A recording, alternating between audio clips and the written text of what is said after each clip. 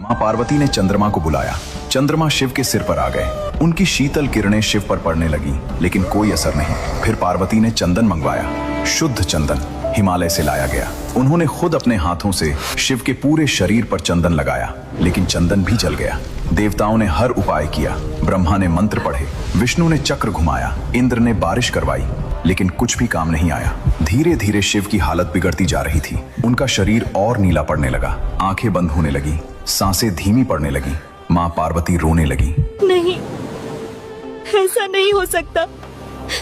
मेरे प्रभु को कुछ नहीं हो सकता। सभी देवता चिंतित थे। सब सोच रहे थे, अगर शिव को कुछ हो गया तो सृष्टि का क्या होगा। पूरा ब्रह्मांड डर गया। सब असहाय थे, कोई रास्ता नहीं दिख रहा था। और दोस्तों, यहीं पर होता है वो चमत्कार जो इस कहानी को अमर बनाता है। जब सभी उपाय विफल हो गए, जब ब्रह्मा, विष्णु, इंद्र सब असहाय हो गए, तब आदिशक्ति ने निर्णय लिया।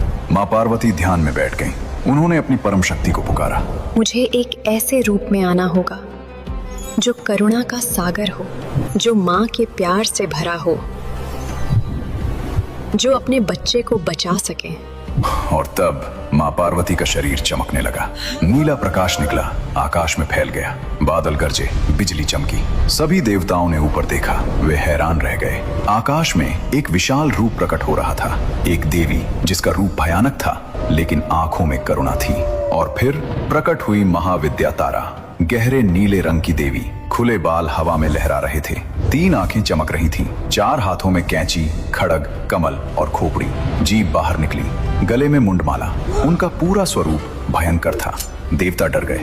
ये कौन है? इतना डरावना रूप? माँ पार्वती मुस्कुराई। ये मेरा ही रूप है।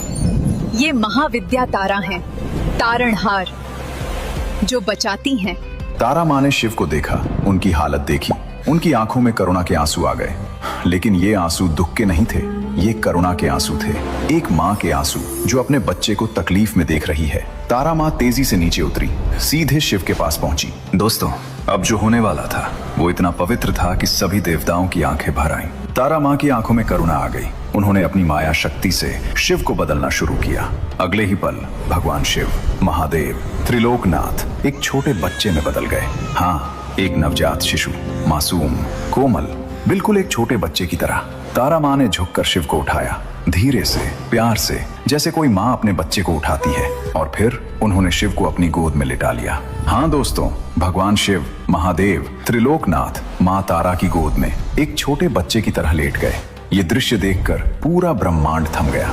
समय रुक गया, हवा थम गई, पक्षी उड़ना भूल गए। माँ